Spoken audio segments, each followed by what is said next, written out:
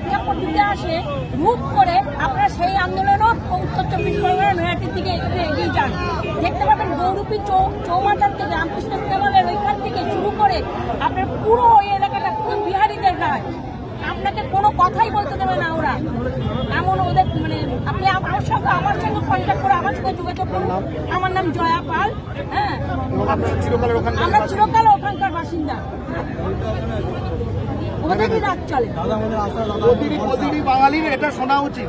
আমাদের একজন বাঙালি দিদি, ঠিক আছে, বাঙালি দিদি, সে বলছে সে তার মাটিতে ওদের মেয়েদের থেকে পর্যন্ত এসে কিস্তি দিতে আসে। কারণ উনি সবজি বিক্রি করছে, আমি 12:30টার সময় বাজার করতে গেছি, আমার খুব তাড়া। সেই সময় আমি তখন বলেছিলাম যে সবজি কত করে বলো তাড়াতাড়ি, বলছে কিস্তি দিয়ে আমাকে বললেন। হ্যাঁ একদম। তারপর তো আমাকে মানে তখন আমি বলছি আমার সঙ্গে পাঙ্গা নিতে এসো না, তোমার দোকান থাকবে না, তোমাদের কাউরি দোকান থাকবে না, যদি এটা যদি সাপোর্ট করো।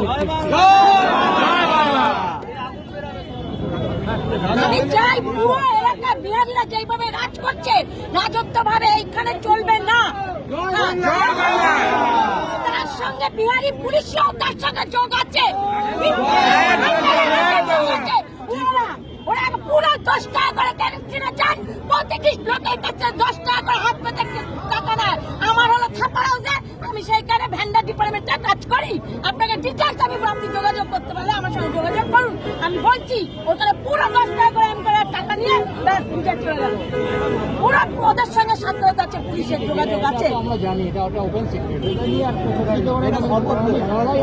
আর থুতু মেরে রাখছে না, সারা লালে লাল করে দিচ্ছে ঠুকিয়ে, মানে ভুট্টা কাছে পুরো দোকানটা যেখানে ভুট্টা দেখা যাবে সেই চেন টেনে ফেলে দিন, ব্যাস দোকান হাত ঝাপ খুলে রাখা, ভুট্টা বিক্রি করা যাবে না। এই জন্যই বাংলা পক্ষের জন্য সব হবে আস্তে আস্তে হবে, সব খেয়ে পাবো আমরা, সব হবে, পুনর্দখল হবে। যদি চেন্নাইতে যদি হয়ে থাকে তার মাতৃভাষার স্বীকৃতি দিয়ে তাহলে কেন আমাদের মাতৃভাষা বাঙালি কেন সেটা আমরা করবো না?